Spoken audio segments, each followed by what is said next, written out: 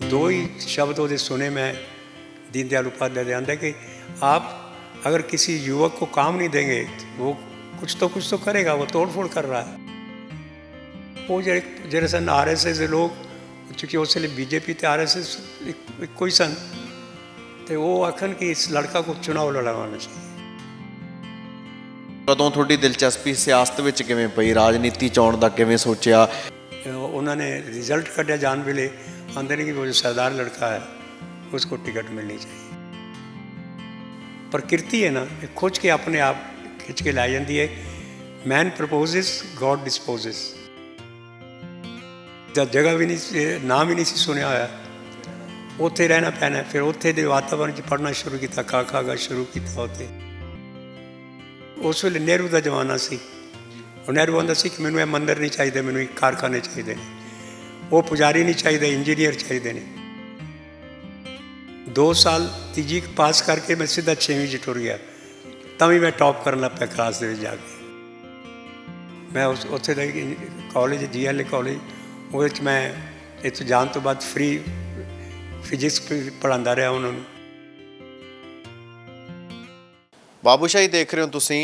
ਅੱਜ ਅਸੀਂ ਤੁਹਾਨੂੰ ਮਿਲਾਉਣ ਜਾ ਰਹੇ ਹਾਂ ਇੱਕ ਐਸੇ ਦਿੱਗਜ ਨੇਤਾ ਦੇ ਨਾਲ ਜਿਨ੍ਹਾਂ ਦਾ ਜਿਹੜਾ ਤਾਲੁਕਾਤ ਹੈ ਉਹ ਪੰਜਾਬ ਦੀ ਰਾਜਨੀਤੀ ਦੇ ਨਾਲ ਨਹੀਂ, ਬਿਹਾਰ ਅਤੇ ਝਾਰਖੰਡ ਦੀ ਰਾਜਨੀਤੀ ਦੇ ਨਾਲ ਹੈ। ਉਹ ਸਿੱਖ ਨੇਤਾ। ਉੱਥੇ ਉਹਨਾਂ ਸਟੇਟਸ ਦੇ ਵਿੱਚ ਕਿਸ ਤਰ੍ਹਾਂ ਉਹਨਾਂ ਨੇ ਛਾਪ ਛੱਡੀ ਅਤੇ ਕੀ ਉਹਨਾਂ ਦੀਆਂ ਅਚੀਵਮੈਂਟ ਸੀਗੀਆਂ, ਉਸ ਬਾਰੇ ਗੱਲਬਾਤ ਕਰਾਂਗੇ। ਅੱਜ ਸਾਡੇ ਨਾਲ ਹੋਣਗੇ ਇੰਦਰ ਸਿੰਘ ਨਾਮਧਾਰੀ ਜੀ, ਜਿਨ੍ਹਾਂ ਦਾ ਬਹੁਤ ਵੱਡਾ ਨਾਮ ਰਿਹਾ ਬਿਹਾਰ ਅਤੇ ਝਾਰਖੰਡ ਦੀ ਸਿਆਸਤ ਦੇ ਵਿੱਚ।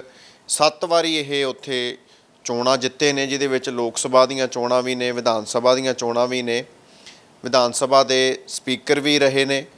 ਸੋ ਇਸ ਤਰ੍ਹਾਂ ਦੀਆਂ ਕਾਫੀ ਇਹਨਾਂ ਦੀਆਂ ਅਚੀਵਮੈਂਟਸ ਨੇ। ਅਤੇ ਇਹਨਾਂ ਨੇ ਇੱਕ ਹਾਲ ਹੀ ਦੇ ਵਿੱਚ ਇੱਕ ਜਿਹੜੀ ਇਹਨਾਂ ਦੀ ਬੁੱਕ ਹੈ, ਆਟੋਬਾਇਓਗ੍ਰਾਫੀ ਹੈ, ਉਹ ਬੁੱਕ ਜਿਹੜੀ ਹੈ ਉਹ ਲਾਂਚ ਹੋਈ ਹੈ, ਜਿਸ ਦਾ ਨਾਮ ਹੈ ਇੱਕ ਸਿੱਖ ਨੇਤਾ ਕੀ ਦਾਸਤਾਨ। ਅਤੇ ਉਸ ਦੇ ਵਿੱਚ ਸਿਰਫ ਬਿਹਾਰ ਅਤੇ ਝਾਰਖੰਡ ਦੀ ਸਿਆਸਤ ਨਹੀਂ, ਪੂਰੇ ਦੇਸ਼ ਦੀ ਸਿਆਸਤ ਦੀਆਂ ਬਹੁਤ ਸਾਰੀਆਂ ਐਸੀਆਂ ਘਟਨਾਵਾਂ 'ਤੇ ਇਹਨਾਂ ਨੇ ਚਾਨਣ ਪਾਇਆ ਜਿਹੜੀਆਂ ਬੜੀਆਂ ਦਿਲਚਸਪ ਨੇ ਅਤੇ ਲੋਕਾਂ ਲਈ ਜਾਣਨੀਆਂ ਬੜੀਆਂ ਜ਼ਰੂਰੀ ਨੇ। ਸੋ ਉਹਨਾਂ ਦੀ ਕਿਤਾਬ ਬਾਰੇ ਅਤੇ ਉਹਨਾਂ ਦੇ ਜੀਵਨ ਦੇ ਜਿਹੜੇ ਇਹ ਸਫ਼ਰ ਬਾਰੇ ਅਸੀਂ ਗੱਲਬਾਤ ਕਰਾਂਗੇ। ਸਾਡੇ ਨਾਲ ਮੌਜੂਦ ਨੇ ਨਾਮਧਾਰੀ ਜੀ, ਬਹੁਤ ਬਹੁਤ ਸਵਾਗਤ ਹੈ ਬਾਬੂਸ਼ਾਹੀ। ਧੰਨਵਾਦ ਤੁਹਾਨੂੰ। ਅੱਛਾ, ਸਭ ਤੋਂ ਪਹਿਲਾਂ ਤਾਂ ਮੈਂ ਇਹੀ ਪੁੱਛੂੰਗਾ ਜੀ, ਤੁਸੀਂ 7 ਸਾਲ ਦੇ ਸੀਗੇ ਜਦੋਂ ਵੰਡ ਹੋਈ, ਤੁਸੀਂ ਪਾਕਿਸਤਾਨ ਤੋਂ ਇੱਧਰ ਆ ਗਏ। ਪਹਿਲਾ ਮੇਰਾ ਸਵਾਲ ਇਹ ਹੈ ਵੀ ਬਿਹਾਰ ਤੁਸੀਂ ਗਏ, ਉੱਥੇ ਜਾਣ ਦਾ ਸਬੱਬ ਕਿਵੇਂ ਬਣਿਆ ਜੀ? ਇਹ ਸਬੱਬ ਉਸ ਇਸ ਤਰ੍ਹਾਂ ਬਣਿਆ ਕਿ ਅਚਾਨਕ ਜਦੋਂ ਪਤਾ ਨਹੀਂ ਸੀ ਕਿ ਆਪਣੇ ਘਰਾਂ ਨੂੰ ਛੱਡ ਕੇ, ਅਤੇ ਉਸ ਵੇਲੇ ਹਿੰਦੁਸਤਾਨ ਦਾ ਨਾਮ ਵੀ ਸਾਰੇ ਹਿੰਦੁਸਤਾਨ ਆਉਂਦੇ ਸਨ। ਅਤੇ ਮੈਂ ਤਾਂ ਛੋਟਾ ਸਾਂ, ਸਾਡੇ ਵੱਡੇ ਭਰਾ ਸੀ, ਸਾਡਾ ਪਰਿਵਾਰ ਵੱਡਾ ਸੀ ਅਤੇ ਗਰੋਨ ਅਪ ਵੱਡੇ ਭਰਾ ਸਨ। ਉਹਨਾਂ ਨੂੰ ਜਦੋਂ ਸ਼ੱਕ ਪਿਆ ਕਿ ਅਖਬਾਰਾਂ 'ਚ ਤਾਂ ਆਉਣ ਲੱਗ ਪਿਆ ਕਿ ਪਾਕਿਸਤਾਨ ਬਣੇਗਾ, ਅਤੇ ਰੌਲਾ ਪਿਆ ਸੀ ਕਾਫੀ। ਅਤੇ 2 ਸਾਡੇ ਵੱਡੇ ਭਰਾ ਜਿਹੜੇ ਸਨ ਉਹ ਖੋਜ ਟੁਰ ਗਏ ਸੀ ਅਸੀਂ ਕਿੱਥੇ ਰਹਾਂਗੇ। ਅਤੇ ਇੱਕ ਭਰਾ ਸੀ ਸਾਡਾ, ਅਤੇ ਉਹ ਆਪਣੇ ਸਾਡੇ ਕੋਈ ਰਿਸ਼ਤੇਦਾਰ ਪਹਿਲਾਂ ਇਟਾਵਾ UP 'ਚ ਪੈਂਦਾ ਹੈ, ਕਾਨਪੁਰ ਦੇ ਨਾਲ ਇਟਾਵਾ। ਉਹ ਇਟਾਵਾ ਆਉਂਦੇ ਜਾਂਦੇ ਹੁੰਦੇ ਹਨ ਪਹਿਲਾਂ। ਅਤੇ ਇੱਕ ਉਹ ਉੱਥੇ ਚਲੇ ਗਏ ਅਤੇ ਦੂਜੇ ਚਲੇ ਗਏ ਉਸ ਬਿਹਾਰ ਦੇ ਵਿੱਚ ਜਿਹੜਾ ਹੁਣ ਝਾਰਖੰਡ ਬਣ ਗਿਆ। ਪਰ ਉਸ ਵੇਲੇ ਬਿਹਾਰ ਸੀ। ਉੱਥੇ ਉਹ ਜਾ ਕੇ ਸੂਦ 'ਤੇ ਪੈਸੇ ਲਾਉਂਦੇ ਹੁੰਦੇ ਹਨ, ਜਾ ਕੇ ਕਿ ਫਸਲ ਦੇ ਵੇ ਆਉਣਾ ਅਤੇ ਉਹਨਾਂ ਨੂੰ ਪੈਸੇ ਦੇਣੇ, ਫਿਰ ਫਸਲ ਲੈ ਕੇ ਸੂਦ ਦੇ ਸਮੇਤ ਵਾਪਸ ਲੈ ਲੈਣੇ। ਅਤੇ ਵੱਡਾ ਭਰਾ ਸਾਡੇ ਸਭ ਤੋਂ ਬਲਵੰਤ ਸਿੰਘ ਉਹ ਉੱਥੇ ਚਲੇ ਗਏ, ਅਤੇ ਕਿਰਪਾਲ ਸਿੰਘ ਇਟਾਵਾ। ਅਤੇ ਬਾਅਦ ਦੇ ਵਿੱਚ ਜਦੋਂ 6-7 ਮਹੀਨੇ ਹੋ ਗਏ ਅਤੇ ਫਿਰ ਘਰ 'ਚ ਸਲਾਹ ਕੀਤੀ ਕਿੱਥੇ ਰਵੀ ਅਸੀਂ ਬਾਕੀ ਦੇ ਪਰਿਵਾਰ। ਅਤੇ ਫਿਰ ਹੋਇਆ ਕਿ ਨਹੀਂ, ਅਸੀਂ ਚੱਲਦੇ ਹਾਂ ਬਿਹਾਰ ਦੇ ਵਿੱਚ। ਅਤੇ ਬਿਹਾਰ ਦੇ ਵਿੱਚ ਸਾਡਾ ਪਰਿਵਾਰ ਜਿਹੜਾ ਹੈ 1948 ਦੇ ਵਿੱਚ 8-9 ਮਹੀਨੇ ਅਸੀਂ ਰਹੇ ਹਾਂ ਇਟਾਵੇ। ਅਤੇ ਫਿਰ ਅਸੀਂ ਚਲੇ ਗਏ ਹਾਂ ਬਿਹਾਰ ਦੇ ਵਿੱਚ। ਅਤੇ ਡਾਲਟਨਗੰਜ ਸ਼ਹਿਰ ਹੈ ਜਿਹੜਾ ਹੁਣ ਤਾਂ ਕਮਿਸ਼ਨਰ ਹੀ ਬਣ ਗਿਆ ਹੈ, ਲੇਕਿਨ ਉੱਥੇ ਫਿਰ ਮੈਂ ਬਚਪਨ ਤੋਂ ਸ਼ੁਰੂ ਪੜ੍ਹਾਈ ਉੱਥੇ ਕੀਤੀ ਹੈ, ਖਾ ਉੱਥੋਂ ਸ਼ੁਰੂ ਕੀਤਾ। ਅੱਛਾ, ਪੜ੍ਹਾਈ ਦੇ ਦੌਰਾਨ ਜਾਂ ਕਦੋਂ ਤੁਹਾਡੀ ਦਿਲਚਸਪੀ ਸਿਆਸਤ ਵਿੱਚ ਕਿਵੇਂ ਪਈ, ਰਾਜਨੀਤੀ 'ਚ ਆਉਣ ਦਾ ਕਿਵੇਂ ਸੋਚਿਆ? ਕਿਹੜੀ ਉਹ ਕੋਈ ਘਟਨਾ ਹੋਵੇ ਜਿਹਦਾ ਕਰਕੇ ਤੁਹਾਨੂੰ ਲੱਗਿਆ ਹੋਵੇ ਵੀ ਮੈਂ ਹੁਣ ਰਾਜਨੀਤੀ 'ਚ ਆਊਂਗਾ, ਮੈਨੂੰ ਸਿਸਟਮ ਬਦਲਣ ਦੀ ਲੋੜ ਹੈ ਜਾਂ ਮੈਂ ਸਿਸਟਮ ਦਾ ਪਾਰਟ ਬਣਨਾ? ਦੇਖੋ, ਮੈਂ ਆਪਣੇ ਜੀਵਨ ਦੇ ਅਨੁਭਵ ਦੇ ਅਨੁਸਾਰ ਮੈਂ ਇਹ ਸਮਝਦਾ ਵਾਂ ਕਿ ਜੋ ਪ੍ਰਕਿਰਤੀ ਹੈ ਨਾ, ਇਹ ਖੁੱਚ ਕੇ ਆਪਣੇ ਆਪ ਖਿੱਚ ਕੇ ਲੈ ਜਾਂਦੀ ਹੈ। ਮੈਨ ਪ੍ਰਪੋਜ਼ਿਸ, ਗੋਡ ਡਿਸਪੋਜ਼ਿਸ। ਮਾਂ ਆਦਮੀ ਕੀ ਸੋਚਦੇ ਪਿਆ ਤੇ ਰੱਬ ਕੀ ਸੋਚਦੇ ਪਿਆ, ਦੋਵਾਂ 'ਚ ਫਰਕ ਹੈ। ਆਦਮੀ ਤਾਂ ਪੜ੍ਹਦਾ ਸੀ ਉਰਦੂ, ਅਤੇ ਮੈਂ ਅਲਫ ਬੇ ਪੜ੍ਹਨਾ ਸ਼ੁਰੂ ਕਰ ਲਿਆ ਸੀ ਪਾਕਿਸਤਾਨ ਦੇ ਵਿੱਚ ਹੀ। ਲੇਕਿਨ ਕੀ ਪਤਾ ਸੀ ਕਿ ਹਜ਼ਾਰਾਂ ਮੀਲ ਦੂਰ ਜਾ ਕੇ ਕਿਧਰੇ ਉਸ ਜਗ੍ਹਾ ਵੀ ਨਹੀਂ, ਨਾਮ ਹੀ ਨਹੀਂ ਸੀ ਸੁਣਿਆ ਹੋਇਆ, ਉੱਥੇ ਰਹਿਣਾ ਪੈਣਾ। ਫਿਰ ਉੱਥੇ ਦੇ ਵਾਤਾਵਰਨ 'ਚ ਪੜ੍ਹਨਾ ਸ਼ੁਰੂ ਕੀਤਾ, ਕਾ ਖਾ ਗਾ ਸ਼ੁਰੂ ਕੀਤਾ ਉੱਥੇ। ਅਤੇ ਮੈਂ ਫਿਰ ਪਰਮਾਤਮਾ ਦੀ ਕਿਰਪਾ ਸੀ, ਪੜ੍ਹਨ ਦੇ ਵਿੱਚ ਮੈਂ ਥੋੜ੍ਹਾ ਤੇਜ਼ ਸਾਂ। ਅਤੇ ਮੈਂ ਜਿਹੜੀ 2 ਸਾਲ ਬਰਬਾਦ ਹੋਏ ਸਨ, 8 ਮਹੀਨੇ ਟਾਵੇ ਰਹੋ, ਮੈਂ 2 ਸਾਲ ਤੀਜੀ ਪਾਸ ਕਰਕੇ ਮੈਂ ਸਿੱਧਾ 6ਵੀਂ 'ਚ ਟੁਰ ਗਿਆ। ਤਾਂ ਵੀ ਮੈਂ ਟੌਪ ਕਰਨ ਲੱਗ ਪਿਆ ਕਲਾਸ ਦੇ ਵਿੱਚ ਜਾ ਕੇ। ਅਤੇ ਆਪਣਾ ਜਿਹੜਾ ਟਾਈਮ ਬਰਬਾਦ ਹੋਇਆ ਸੀ ਉਹ ਵੀ ਮੇਕਅਪ ਕਰ ਲਿਆ ਕਿ 2 ਸਾਲ ਜਿਹੜੇ ਬਰਬਾਦ ਹੋਏ ਨੇ। ਫਿਰ ਠੀਕ ਟਾਈਮ ਸਿਰ ਫਿਰ ਮੈਟ੍ਰਿਕ ਪਾਸ ਕੀਤੀ, ISC ਕੀਤੀ। ਫਿਰ ਉਸ ਵੇਲੇ ਨਹਿਰੂ ਦਾ ਜ਼ਮਾਨਾ ਸੀ। ਉਹ ਨਹਿਰੂ ਆਉਂਦਾ ਸੀ ਕਿ ਮੈਨੂੰ ਇਹ ਮੰਦਰ ਨਹੀਂ ਚਾਹੀਦੇ, ਮੈਨੂੰ ਇੱਕ ਕਾਰਖਾਨੇ ਚਾਹੀਦੇ ਨੇ, ਉਹ ਪੁਜਾਰੀ ਨਹੀਂ ਚਾਹੀਦੇ, ਇੰਜੀਨੀਅਰ ਚਾਹੀਦੇ ਨੇ। ਅਤੇ ਉਸ ਵੇਲੇ ਇੰਨਾ ਕਰੇਜ਼ ਸੀ, ਤੁਹਾਨੂੰ ਦੱਸਾਂ 60s ਦੇ ਵਿੱਚ, 1960 ਦੇ ਲਗਭਗ। ਅਤੇ ਮੈਂ 60 ਦੇ ਵਿੱਚ ISC ਕੀਤੀ। ਅਤੇ ਉਹ ਸਾਰੇ ਆਖਣ ਕਿ ਨਹੀਂ ਇੰਜੀਨੀਅਰ ਬਣਨਾ, ਇੰਜੀਨੀਅਰ। ਬਸ਼ਰਤੇ ਕਿ ਮੈਂ ਲਿਟਰੇਚਰ ਵੱਲ ਜਾਣਾ ਚਾਹੁੰਦਾ ਸਾਂ। ਲੇਕਿਨ ਵੇਖਾ ਵੇਖੀ ਫਿਰ ਮੈਂ, ਲੋਕ ਆਖਣਗੇ ਪਾਗਲ ਹੋ ਗਏ ਹੋ ਕਿਆ, ਨਹਿਰੂ ਜੀ ਕਹਿ ਰਹੇ ਕਿ ਇੰਜੀਨੀਅਰ ਬਣੋ। ਉੱਥੇ BIT ਸਿੰਦਰੀ ਦੇ ਵਿੱਚ ਇੰਜੀਨੀਅਰਿੰਗ 'ਚ ਐਡਮਿਸ਼ਨ ਲੈ ਲਈ, ਅਤੇ 4 ਸਾਲ ਤੋਂ ਬਾਅਦ ਇੰਜੀਨੀਅਰ ਵੀ ਬਣ ਗਿਆ। ਚੰਗੇ ਨੰਬਰ ਆਏ ਸਨ, ਉੱਥੇ ਮੈਨੂੰ ਲੈਕਚਰਰ ਲੋਕਾਂ ਨੇ ਬਣਾ ਲਿਆ। ਲੇਕਿਨ ਇਸੇ ਵਿੱਚ 64 ਦੇ ਵਿੱਚ ਮੇਰੀ ਸ਼ਾਦੀ ਹੋ ਜਾਂਦੀ ਹੈ। ਲੁਧਿਆਣੇ ਦੀ ਲੜਕੀ ਸੀ, ਅਤੇ ਮੇਰੀ ਉਹਦੇ 'ਚ ਵੀ ਚੈਪਟਰ ਦਿੱਤੇ ਆ, ਮੈਂ ਵਿਆਹ ਦੇ ਦਾ ਸਭ ਕੁਝ ਦੀ ਕਿਤਾਬ ਦੇ ਵਿੱਚ।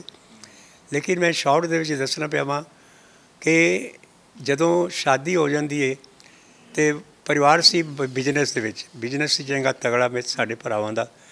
ਸਾਰੇ ਆਂਦੇ ਕਿ ਜਿੰਨਾ ਤੁਹਾਨੂੰ ਤਨਖਾਹ ਮਿਲਦੀ ਉਹਦੀ ਜ਼ਿਆਦਾ ਤਾਂ ਨੌਕਰਾਂ ਨੂੰ ਅਸੀਂ ਦਿੰਦੇ ਹਾਂ, ਅਤੇ ਉਹ ਤੂੰ ਕੀ ਕਰਨਾ। ਮੈਂ ਫਿਰ ਇੱਕ ਵਾਈਫ ਵੀ, ਉਹ ਮਾਪੇ ਫਾਦਰ ਮਦਰ ਆਖਣ ਨੂੰ ਨਵੀਂ ਨਵੀਂ ਆਈ ਹੈ, ਅਸੀਂ ਭੇਜਣਾ ਨਹੀਂ ਕਿਧਰੇ। ਮੇਰਾ ਆਉਣਾ ਜਾਣਾ ਸਿੰਦਰੀ ਤੋਂ ਜ਼ਿਆਦਾ ਦੂਰ ਤਾਂ ਨਹੀਂ, ਲੇਕਿਨ ਫਿਰ ਇੱਥੋਂ ਜਿੰਨੀ ਦਿੱਲੀ ਹੈ ਇੰਨੀ ਦੂਰੀ ਹੈ ਵੀ। ਅਤੇ ਫਿਰ ਮੈਂ ਸੋਚਿਆ ਕਿ ਜਦੋਂ ਇਹ ਸਾਰੇ ਬਿਜ਼ਨਸ ਆਉਂਦੇ ਪਏ ਨੇ, ਅਤੇ ਮੈਂ ਵੀ ਛੱਡ ਕੇ ਲੈਕਚਰਸ਼ਿਪ 'ਤੇ ਆ ਗਿਆ ਡਾਲਟਨਗੰਜ, ਉੱਥੇ ਬਿਜ਼ਨਸ ਦੇ ਵਿੱਚ ਸ਼ੁਰੂ ਕਰ ਦਿੱਤਾ। ਲੇਕਿਨ ਪੜ੍ਹਨ ਲਿਖਣ ਤੋਂ ਹੋਏ ਕਾਰਨ ਜਿਹੜੇ ਕਈ ਕਲੱਬ ਵਾਲੇ ਲੋਕ ਸਨ, ਇੱਧਰ ਮੈਂਬਰ ਬਣਾ, ਤੁਸੀਂ ਇੱਥੇ ਆਓ, ਇੱਥੇ ਇਹਦੇ 'ਚ ਭਾਗ ਲਓ। ਅਤੇ ਮੈਨੂੰ ਉਹਦੇ 'ਚ ਫਿਰ ਸਪੀਚ ਵੀ ਦੇਣੀ ਆ। ਮੈਂ ਉੱਥੇ ਦਾ ਕਾਲਜ GLA ਕਾਲਜ, ਉਹਦੇ 'ਚ ਮੈਂ ਇੱਥੋਂ ਜਾਣ ਤੋਂ ਬਾਅਦ ਫ੍ਰੀ ਫਿਜ਼ਿਕਸ ਪੜ੍ਹਾਉਂਦਾ ਰਿਹਾ ਉਹਨਾਂ ਨੂੰ, क्योंकि वो जरा हेड ऑफ डिपार्टमेंट सी, वो आंदा कि जब तुम वहाँ छोड़ के चले आए हो तो यहाँ पढ़ाओ। मैं बिना पैसे तो ही ਲੈਕਚਰਸ਼ਿਪ ਕਰਨ ਲੱਗ ਪਿਆ। ਲੇਕਿਨ ਉਹਨਾਂ ਦਿਨਾਂ ਦੇ ਵਿੱਚ ਹੀ ਮੇਰੀ ਮਿੱਤਰਤਾ ਇੱਕ ਵਕੀਲ ਦੇ ਨਾਲ ਹੋ ਗਈ, ਜਿਹੜਾ RSS ਦੇ ਬੜਾ ਕਰੀਬੀ ਸੀ। ਅਤੇ ਉਹ ਮੈਨੂੰ ਦੀਨ ਦਿਆਲ ਉਪਾਧਿਆਏ ਦੇ ਪਹਿਲੀ ਵਾਰੀ ਉੱਥੇ ਜਨਸੰਘ ਸੀ, ਉਸ ਵੇਲੇ BJP ਦੀ ਬਣੀ ਨਹੀਂ ਸੀ, ਅਤੇ ਉਹ ਮੈਨੂੰ ਲੈ ਗਏ ਕਿ ਬੜਾ ਵੱਡਾ ਥਿੰਕਰ ਹੈ ਦੀਨ ਦਿਆਲ ਉਪਾਧਿਆਏ, ਤੁਸੀਂ ਉਹਨਾਂ ਦਾ ਤੁਸੀਂ ਭਾਸ਼ਣ ਸੁਣੋ। ਸੱਚੀ ਮੁੱਚੀ ਮੈਂ ਬੜਾ ਪ੍ਰਭਾਵਿਤ ਹੋਇਆ ਭਾਸ਼ਣ ਸੁਣ ਕੇ। ਉਹਨੇ ਆਪਣਾ ਆਖਿਆ ਕਿ ਉਸ ਵੇਲੇ ਇਹ 1965 64 ਦਾ ਟਾਈਮ ਸੀ, ਅਤੇ ਉਹ ਬੜਾ ਗੋਰਖਸ਼ਾ ਦਾ ਅੰਦੋਲਨ ਚੱਲਦਾ ਪਿਆ ਸੀ, ਬੇਰੁਜ਼ਗਾਰੀ ਦੀਆਂ ਰੋਜ਼ ਲੋਕ ਜਲੂਸ ਕੱਢਦੇ ਪਏ ਸਨ। ਅਤੇ ਉਹਨੇ 2 ਹੀ ਸ਼ਬਦ ਉਹਦੇ ਸੁਣੇ मैं, दीन दयाल उपाध्याय ਦੇ आंदा कि आप अगर किसी युवक को काम नहीं देंगे वो कुछ तो करेगा, वो तोड़ फोड़ कर रहा है, आप इनको कुछ दीजिए, कोई इनका लक्ष्य बनाइए, इनको रोज़गार दीजिए। तो बौद्धिक अंदर सुन के तो मैं बड़ा प्रभावित हो गया। तो फिर नज़दीकियाँ बन गई। उन्होंने दिनों 'ਚ 1967 ਦੇ ਵਿੱਚ ਚੁਣਾਵ ਆ ਗਏ ਵੀ ਉੱਥੇ ਵਿਧਾਨ ਸਭਾ ਦੇ, ਤੋ ਮੇਰੇ ਵੱਡੇ ਭਰਾ ਸਨ, ਉਹ ਗੋਸ਼ਾਲਾ ਦੇ ਸੈਕਟਰੀ ਸਨ ਅਤੇ ਗੋਪਾਸ਼ਟਮੀ ਦੇ ਵੇਲੇ ਉੱਥੇ ਮੇਲਾ ਲੱਗਦਾ ਬੜਾ ਵੱਡਾ, ਅਤੇ ਉਹ ਮੇਲੇ ਵਿੱਚ ਮੈਨੂੰ ਵੀ ਲੈ ਗਏ ਅਤੇ ਮੈਨੂੰ ਬੋਲਣ ਦੀ ਥੋੜ੍ਹੀ ਆਦਤ ਸੀ। ਅਤੇ ਜਦੋਂ ਭਾਸ਼ਣ ਦਿੱਤਾ ਤਾਂ ਸੁਣਨ ਵਾਲੇ ਲੋਕ ਬੜੇ ਹੋਏ ਕਿ ਗੁਰੂ ਗੋਬਿੰਦ ਸਿੰਘ जी मैं बाणी पढ़ के सुनाई कि यही आस पूरी करो तुम हमारी, मिटा कष्ट गौवन छुटा खेत भारी। ਗੁਰੂ ਗੋਬਿੰਦ ਸਿੰਘ ਆਂਦੇ ਨੇ ਕਿ ਗਊਆਂ ਦੀ ਦੁੱਖ ਦੂਰ ਕਰ, ਮੈਨੂੰ ਬੜੀ ਤਕਲੀਫ ਹੈ, ਮੈਨੂੰ ਲੋਕ ਸੁਣ ਕੇ ਆਖਿਆ नहीं तो गौरक्षा पर इतना अच्छा भाषण दिया। ਉਹ ਜਿਹੜੇ ਸਨ RSS ਦੇ ਲੋਕ, ਚूँकि ਉਸ ਵੇਲੇ BJP ਅਤੇ RSS ਇੱਕੋ ਹੀ ਸਨ, ਅਤੇ ਉਹ ਆਖਣ ਕਿ ਇਸ ਲੜਕਾ को चुनाव लड़वाना चाहिए। ਉਹਨਾਂ ਦੇ ਬਾਅਦ 'ਚ ਉਹ ਵੀ ਕੋਈ ਬੜੇ ਅਫਸਰ ਨਹੀਂ ਸਨ, ਕਿਰਾਨੀ ਸਨ ਕਿ ਇੱਕ ਆਫਿਸ 'ਚ ਕਿਰਾਨੀ, ਅਤੇ ਉਹਨਾਂ ਨੇ ਸਲਾਹ ਅਪਣਾਈ 4-5 ਆਦਮੀਆਂ ਨੇ ਕਿ ਇਹ ਮੁੰਡਾ ਇੰਨਾ ਗੋ ਰਕਸ਼ਾ 'ਤੇ ਬੋਲਿਆ, ਇੱਥੇ ਪੱਕਾ ਸਿੱਝ ਹੈ। ਤੁਸੀਂ ਕੁਝ ਗੁਰਬਾਣੀ ਦਾ ਵੀ ਮੈਨੂੰ ਸ਼ੁਰੂ ਤੋਂ ਹੀ ਬੜਾ ਸ਼ੌਕ ਸੀ। ਅਤੇ ਉਹ 67 ਦੇ ਚੁਣਾਵ ਆ ਗਏ। ਚੁਣਾਵ ਆ ਗਏ ਅਤੇ ਪਟਨੇ ਤੋਂ ਇੱਕ ਟੀਮ ਆਈ। ਪਹਿਲੀ ਵਾਰੀ ਚੁਣਾਵ ਵੀ ਜਨਸੰਘ ਦੇ ਵੇਲੇ ਪਹਿਲਾ ਚੁਣਾਵ ਪਲਾਮੂ ਦੇ ਡਾਲਟਨਗੰਜ ਵਿੱਚ ਹੋਣਾ ਸੀ, ਅਤੇ ਕਈ ਲੋਕ ਪਹਿਲਾਂ ਤੋਂ ਤਿਆਰ ਹੋਏ ਸਨ ਕਿ ਹਮ ਬਣੇ ਵਕੀਲ ਸਨ। ਅਤੇ ਟੀਮ ਆਈ ਉੱਥੇ 3 ਆਦਮੀਆਂ ਦੀ ਕਿ ਇੰਟਰਵਿਊ ਲਾਇਆ, ਕਿੰਨੇ 4-5 ਅਸੀਂ ਇੱਕ, ਉਹਨਾਂ ਮੈਨੂੰ ਵੀ ਜ਼ਬਰਦਸਤੀ ਆ ਕੇ ਤੂੰ ਇੰਟਰਵਿਊ ਦੇ ਜਾ ਕੇ। ਜਦੋਂ ਮੈਂ ਉਹਨਾਂ ਨੇ ਰਿਜ਼ਲਟ ਕੱਢਿਆ ਜਾਣ ਵੇਲੇ, ਆਂਦੇ ਨੇ ਕਿ ਉਹ ਜੋ ਸਰਦਾਰ ਲੜਕਾ ਹੈ ਉਸको टिकट मिलनी चाहिए। ਅੱਛਾ, ਸਾਰਿਆਂ 'ਚੋਂ ਤੁਹਾਨੂੰ ਆਪ ਮੈਨੂੰ ਸਿਲੈਕਟ ਕਰ ਲਿਆ। ਜਿਹੜੇ ਕਿ ਪੁਰਾਣੇ ਲੱਗੇ ਹੋਏ 3 ਤੇ ਵਕੀਲ ਸਨ, ਕਾਫੀ ਨਾ ਪੁਰਾਣੇ ਵਕੀਲ। ਅਤੇ ਮੈਂ ਘਰ ਆ ਕੇ ਦੱਸਿਆ ਸਾਰੇ ਤੇਰੇ ਕਿ ਚੁਣਾਵ ਲੜਨ ਦਾ ਕਿੱਥੋਂ ਸਵਾਲ ਹੈ, ਅਸੀਂ ਰਿਫਿਊਜੀ ਬਣ ਕੇ ਆਏ ਹਾਂ ਅਤੇ ਚੁਣਾਵ ਮੈਂ ਕਿਹਾ ਹੁਣ ਤਾਂ ਉਹਨਾਂ ਨੇ ਡਿਕਲੇਅਰ ਕਰ ਦਿਆ ਜੇਕਰ। ਅਤੇ ਮੇਰੇ ਕਈ ਭਰਾ ਬੜੇ ਦਿਲ ਵਾਲੇ ਸਨ, ਆਂਦੇ ਲੜ ਤੂੰ ਵੇਖੀ ਜਾ ਕੇ। 67 ਦਾ ਚੁਣਾਵ ਹੋਇਆ। ਉੱਥੇ ਦਾ ਜਿਹੜਾ ਪੁਰਾਣਾ ਸੀ ਲੀਡਰ ਪੂਰਨ ਚੰਦ, ਬੜਾ ਸਥਾਪਿਤ ਨੇਤਾ ਸੀ, ਉਹਨੂੰ ਗਰੀਬ ਸੀ, ਉਹਦਾ ਨਾਮ ਸੀ ਜਨਤਾ ਪੈਦਲ ਪੂਰਨ ਪੈਦਲ, ਕਿ ਜਨਤਾ ਪੈਦਲ ਚਲਦੀ ਵੀ ਤਾਂ ਪੂਰਨ ਵੀ ਪੈਦਲ ਚੱਲੇਗਾ। ਕਾਫੀ ਨਾਮੀ ਸੀ, ਅਤੇ ਉਹ ਜਿੱਤ ਗਿਆ, ਮੈਂ ਸੈਕਿੰਡ ਹੋਇਆ। ਬਾਕੀ ਹੋਰ ਕਈ ਕਾਂਗਰਸ, ਉਹ ਸੋਸ਼ਲਿਸਟ ਪਾਰਟੀ ਤੋਂ ਸੀ, ਕਾਂਗਰਸ ਦੇ 3rd ਸਾਰੇ ਥੱਲੇ ਹੋਏ, ਮੈਂ ਸੈਕਿੰਡ ਅਤੇ ਉਹ ਫਸਟ। ਲੇਕਿਨ 1967 'ਚ ਹੋਏ ਨੇ, 69 'ਚ ਸਰਕਾਰ ਫਿਰ ਗਿਰ ਗਈ। ਫਿਰ ਅਬ ਉਪ ਚੁਣਾਵ ਦੁਬਾਰਾ ਹੋ ਗਏ ਚੁਣਾਵ, ਅਤੇ ਮੈਨੂੰ BJP ਵਾਲੇ ਕਿਹਾ ਕਿ ਤੁਸੀਂ ਤਾਂ ਸੈਕਿੰਡ ਹੋਏ ਹੋ, ਫਿਰ ਲੜੋ ਤੁਸੀਂ। ਫਿਰ ਮੈਂ ਲੜ ਗਿਆ, ਲੇਕਿਨ ਫਿਰ ਥੋੜ੍ਹਾ ਜਿਹਾ ਫਰਕ ਰਹਿ ਗਿਆ, ਜਿੱਤਿਆ ਫਿਰ ਪੂਰਨ ਚੰਦ। 2 ਚੁਣਾਵ ਮੈਂ ਹਾਰਿਆ। ਉਸੇ ਹਲਕੇ ਤੋਂ ਹੀ ਤੁਸੀਂ ਲੜੇ ਸੀ? ਸੇਮ ਹਲਕੇ। ਅਤੇ ਫਿਰ ਉਦੋਂ ਬਾਅਦ 70 ਤੋਂ ਬਾਅਦ 71, 72 ਵਿੱਚ ਜੈ ਪ੍ਰਕਾਸ਼ ਨਾਰਾਇਣ ਦਾ ਅੰਦੋਲਨ ਸ਼ੁਰੂ ਹੋ ਜਾਂਦਾ ਹੈ। ਅਤੇ ਅੰਦੋਲਨ ਸ਼ੁਰੂ ਹੋਣ ਤੋਂ ਬਾਅਦ ਫਿਰ ਰੋਜ਼ ਬਾਜ਼ਾਰਬੰਦੀ, ਅਤੇ ਉਹ 1974 ਦੇ ਵਿੱਚ ਬਿਹਾਰ ਨੂੰ 3 ਦਿਨਾਂ ਤੱਕ, 2 ਦਿਨਾਂ ਤੱਕ ਜੈ ਪ੍ਰਕਾਸ਼ ਨੇ ਕਿਹਾ ਕਿ ਪੂਰਾ ਬਿਹਾਰ ਬੰਦ ਰਹੇਗਾ। ਅਤੇ ਉਹਦੇ 'ਚ ਫਿਰ ਮੈਂ ਵੀ ਐਕਟਿਵ ਸਾਂ, ਚੁਣਾਵ ਲੜ ਚੁੱਕਾ ਹਾਂ 2 ਵਾਰੀ। ਅਤੇ ਉਸ ਤੋਂ ਬਾਅਦ ਬਾਜ਼ਾਰਬੰਦੀ ਦੇ ਵਿੱਚ ਬੰਦ ਕਰਾਉਂਦੇ ਪਏ ਸਾਂ, ਮੈਨੂੰ ਵੀ ਅਰੈਸਟ ਕਰ ਲਿਆ ਗਿਆ। ਲੇਕਿਨ ਬਾਕੀ ਲੋਕ ਤਾਂ ਡਾਲਟਨਗੰਜ ਰੱਖਿਆ ਗਿਆ ਸੀ, ਕਿ ਮੈਨੂੰ ਹਜ਼ਾਰੀਬਾਗ ਉਹਨਾਂ ਨੇ ਫੜ ਕੇ ਹਜ਼ਾਰੀਬਾਗ ਭੇਜ ਦਿੱਤਾ। ਉੱਥੇ ਮੈਂ ਲਗਭਗ 3 ਮਹੀਨੇ ਜੇਲ੍ਹ ਦੇ ਵਿੱਚ ਰਿਹਾ। ਜਦੋਂ ਉੱਥੋਂ ਛੁੱਟ ਕੇ ਆਇਆ ਤਦ ਤੱਕ ਅੰਦੋਲਨ ਹੋਰ ਜ਼ੋਰ ਪਕੜੀ ਗਿਆ, ਅਤੇ 74 ਦੇ ਵਿੱਚ ਜਾਂ 75 ਦੇ ਵਿੱਚ ਇਮਰਜੈਂਸੀ ਲੱਗ ਜਾਂਦੀ ਹੈ। ਅਤੇ ਇਮਰਜੈਂਸੀ ਦੇ ਵਿੱਚ ਮੈਨੂੰ ਉਹ ਕਾਫੀ ਕਿਤਾਬ ਵਿੱਚ ਮੈਂ ਲਿਖਿਆ ਕਿ ਕਿਸ ਤਰ੍ਹਾਂ ਮੈਂ ਸ਼ੁਰੂ 'ਚ ਮੈਂ ਫਰਾਰ ਹੋ ਗਿਆ, ਲੇਕਿਨ ਬਾਅਦ ਵਿੱਚ ਫਿਰ ਮੈਂ ਆਇਆ ਵਾਪਸ 3-4 ਮਹੀਨੇ ਬਾਅਦ, ਅਤੇ ਮੈਨੂੰ ਫਿਰ ਅਰੈਸਟ ਕਰ ਲਿਆ ਗਿਆ, ਅਤੇ 17 ਮਹੀਨੇ ਮੈਨੂੰ ਫਿਰ ਜੇਲ੍ਹ ਦੇ ਵਿੱਚ। 2 ਦਫਾ ਤੁਸੀਂ ਜੇਲ੍ਹ ਕੱਟੀ? ਲੰਮੀ ਜੇਲ੍ਹ, ਹੁਣ ਤਾਂ 5-4 ਵਾਰੀ ਜਾਵਾਂ, ਲੇਕਿਨ 2 ਲੰਮੀਆਂ ਨੇ। 3 ਮਹੀਨੇ ਹਜ਼ਾਰੀਬਾਗ ਅਤੇ 7 ਮਹੀਨੇ, ਇਸ 17 ਮਹੀਨੇ ਡਾਲਟਨਗੰਜ। 20 ਮਹੀਨੇ ਜੇਲ੍ਹ 'ਚ ਰਿਹਾ। ਜੇਲ੍ਹ 'ਚੋਂ ਨਿਕਲਿਆ ਅਤੇ ਪਹਿਲਾ ਚੁਣਾਵ ਚੁੱਕੀ ਜਿਨ੍ਹਾਂ ਨੇ ਅਸਤੀਫੇ ਦਿੱਤੇ ਸਨ MLA ਤੋਂ, ਉਹਨਾਂ ਨੂੰ ਟਿਕਟਾਂ ਮਿਲ ਗਈਆਂ। ਅਤੇ ਫਿਰ ਮੇਰੇ ਜਿਹੜਾ ਲੜਦਾ ਸੀ ਪੂਰਨ ਚੰਦ, ਉਹ ਫਿਰ ਇੱਕੋ ਜੈ ਪ੍ਰਕਾਸ਼ ਨਾਰਾਇਣ ਦੇ ਚੁਣਾਵ ਤੋਂ ਬਾਅਦ, ਅੰਦੋਲਨ ਤੋਂ ਬਾਅਦ ਇੱਕ ਹੋ ਗਏ ਸਨ ਸਾਰੇ। ਫਿਰ ਪੂਰਨ ਚੰਦ ਲੜਿਆ, ਅਤੇ ਉਹਨੂੰ ਤੀਜੀ ਵਾਰੀ ਫਿਰ ਉਹ MLA ਬਣਿਆ, ਮੈਂ ਨਹੀਂ ਚੁਣਾਵ। 1980 'ਚ ਫਿਰ ਜਦੋਂ ਸਰਕਾਰ ਗਿਰ ਜਾਂਦੀ ਹੈ ਜਨਤਾ ਦਲ ਦੀ, ਫਿਰ ਮੈਂ ਲੜਿਆ ਵਾਂ ਚੁਣਾਵ। ਠੀਕ ਹੈ। ਫਿਰ ਪੂਰਨ ਚੰਦ ਨੂੰ ਹਰਾਇਆ ਮੈਂ, ਅੱਛਾ, ਉਦੋਂ ਜਿਹੜਾ 3 ਵਾਰੀ ਜਿੱਤਿਆ ਸੀ ਉਹਨੂੰ 4 ਵਾਰੀ ਹਰਾਇਆ ਮੈਂ ਉਸ ਤੋਂ ਬਾਅਦ ਲਗਾਤਾਰ। ਲਗਾਤਾਰ। ਠੀਕ ਹੈ। ਤੇ ਹੁਣ ਤਾਂ ਉਹਦੀ ਡੈਥ ਹੋ ਗਈ ਹੈ ਕਾਫੀ, ਲੇਕਿਨ ਮੈਂ 6 ਵਾਰੀ ਫਿਰ ਉੱਥੇ MLA ਰਿਹਾ ਵਾਂ। ਤੇ ਫਿਰ ਬਾਅਦ ਵਿੱਚ BJP ਨਾਲ ਮੇਰੇ ਡਿਫਰੈਂਸਿਸ ਹੁੰਦੇ ਨੇ, ਕਈ ਕਿਤਾਬ ਦੇ ਵਿੱਚ ਲਿਖਿਆ ਹੋਇਆ ਹੈ। ਤੇ ਫਿਰ ਮੈਂ ਇੰਡੀਪੈਂਡੈਂਟ ਲਾਸਟ ਚੁਣਾਵ ਵਿਧਾਇਕ ਦਾ ਮੈਂ MLA ਦਾ ਇੰਡੀਪੈਂਡੈਂਟ ਲੜਿਆ ਹੈ। ਉੱਥੇ ਦੀ ਜਨਤਾ ਨੇ ਮੈਨੂੰ ਜਿਤਾਇਆ ਵੱਡੇ ਵੋਟਾਂ ਨਾਲ। ਫਿਰ ਮੈਂ ਲੋਕ ਸਭਾ 'ਚ ਮੇਰੇ ਜਾਣ ਦੀ ਬੜੀ ਇੱਛਾ ਸੀ, ਇੰਡੀਪੈਂਡੈਂਟ ਹੀ ਮੈਂ ਲੋਕ ਸਭਾ ਲੜ ਜਾਣਾ। ਅੱਛਾ।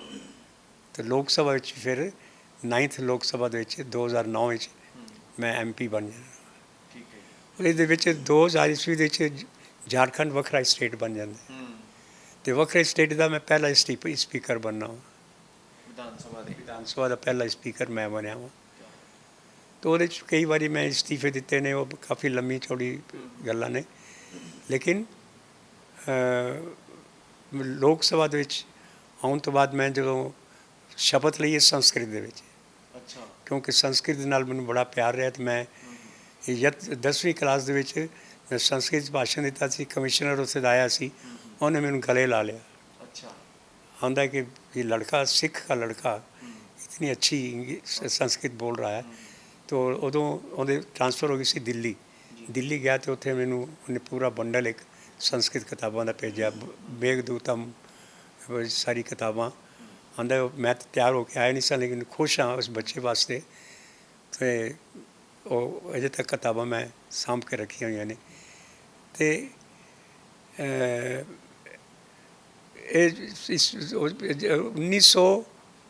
2000 ਈਸਵੀ 'ਚ झारखंड बन जाता है जी जी सन 2000 'ਚ। लेकिन उस वेले 1988 ਦੇ ਵਿੱਚ ਆਗਰਾ ਦੇ ਵਿੱਚ BJP ਦਾ ਸੰਮੇਲਨ ਹੁੰਦਾ ਹੈ, ਆਲ ਇੰਡੀਆ ਸੰਮੇਲਨ। ਤੇ ਮੈਂ ਉਸ ਵੇਲੇ ਬਿਹਾਰ ਦਾ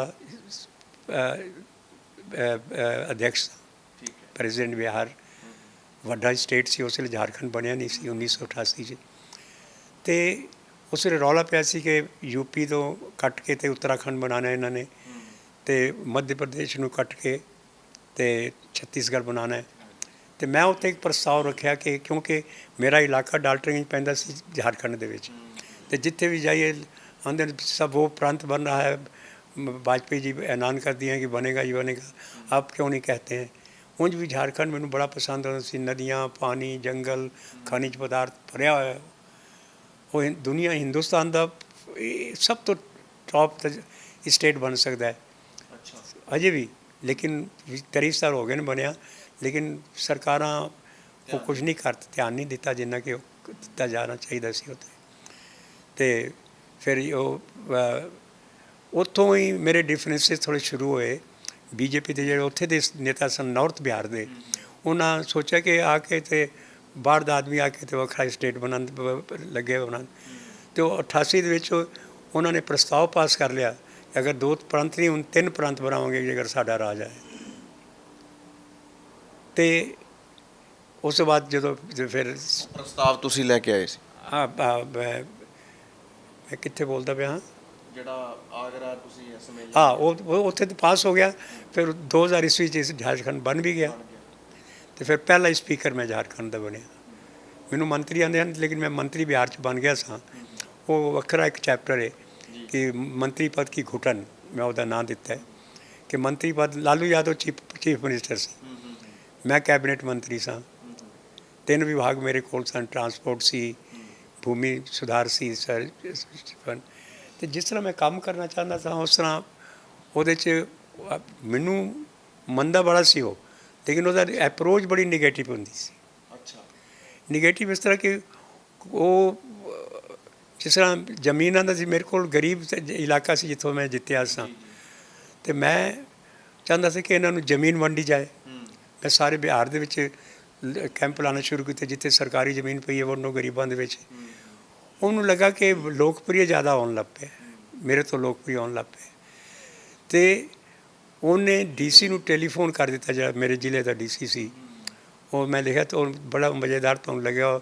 ਇੱਕ ਦਿਨ ਮੈਂ ਆਉਂਦਾ ਪਿਆ ਪਟਨੇ ਤੋਂ, ਤੇ ਰਾਹ ਦੇ ਵਿੱਚ ਹੀ ਜਿੱਥੇ ਜ਼ਿਲ੍ਹਾ ਸ਼ੁਰੂ ਹੁੰਦਾ ਸੀ ਮੇਰਾ ਪਲਾਮੂ, ਉੱਥੇ ਦਾ deputy commissioner KP Ramaiah south Indian ਸੀ। ਉਹ ਖਲੋਤਾ ਆਇਆ ਫੋਰਸ ਦੇ ਨਾਲ, आंदे कि सर आज हमको आपको रिसीव करने आ गए हैं पहले, लगभग 40-50 किलोमीटर अगे। मेरे कोल बह गया तो आंदे सर रात को मुख्यमंत्री का टेलीफोन आया रात के 11 बजे। सीधे पूछते हैं कि who is the chief minister of Bihar. आंदे sir you are the chief minister of Bihar. आंदे जितनी ये ज़मीनें बट रही हैं, कैंप लग रहे हैं, किसको लोकप्रियता मिल रही है। आंदे sir as a chief minister नाम तो आप ही का होगा। उन्हें टेलीफोन रख दिता। ਜਦੋਂ ਮੈਂ ਸੁਣਿਆ ਮੈਂ ਜੇਕਰ ਚੀਫ ਮਿਨਿਸਟਰ ਇਹ ਸੋਚਦਾ ਪਿਆ ਕਿ ਮੈਂ ਉਹਦਾ ਕੰਪੀਟੀਟਰ ਬਣ ਗਿਆ ਹਾਂ, ਉਹਨੇ ਦੇ ਥੱਲੇ ਮੈਂ ਕਿਸ ਤਰ੍ਹਾਂ ਕੰਮ ਕਰ ਸਕਦਾ। ਹੁਣ ਤੇ ਅਫਸਰ ਕੋਈ ਗੱਲ ਹੀ ਨਹੀਂ ਮੰਨੇਗਾ ਮੇਰੀ। ਉਧਰ ਟਰਾਂਸਪੋਰਟ ਦਾ ਸੀ, ਉਹਦਾ ਵੀ ਤੁਸੀਂ ਪੜ੍ਹੋਗੇ ਤੁਹਾਨੂੰ ਬੜਾ ਮਜ਼ਾ ਆਵੇਗਾ। चलिए मैं लाइफ देखी लोग कई तरह जो हमने शुरू किया तब तक हम नहाए भी नहीं, पूरा पढ़ गए। 130 पेज आए नहीं, कोई ज़्यादा वड्डी कोई मोटी पुस्तक नहीं।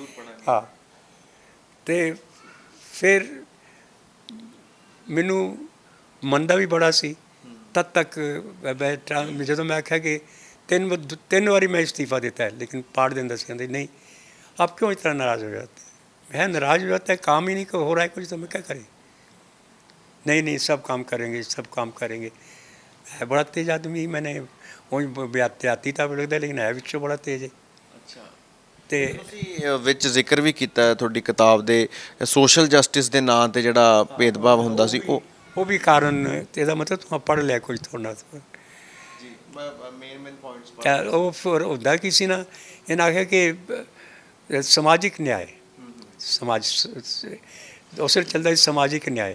ਸਮਾਜਿਕ ਨਿਆਂ ਦੇ ਨਾਲ ਹੁੰਦਾ ਕੀ ਸੀ ਕਿ ਜਿਸ ਤਰ੍ਹਾਂ ਰਾਜਪੂਤ ਬ੍ਰਾਹਮਣ ਉੱਚੀਆਂ ਜਾਤਾਂ ਦੇ ਜਿਹੜੇ ਲੋਕ ਨੇ ਅਤੇ ਉਹਨਾਂ ਨੂੰ ਉਹ 2 ਨੰਬਰ ਦਾ ਬਣਾ ਦਿੱਤਾ ਗਿਆ। ਕੋਈ MLA ਨਹੀਂ ਸੀ ਚਾਹੁੰਦਾ ਕਿ ਸਾਡੇ ਵਾਸਤੇ ਕੋਈ ਉੱਚੀ ਜਾਤੀ ਦਾ ਕੋਈ ਅਫਸਰ ਬਣ ਕੇ ਆਏ।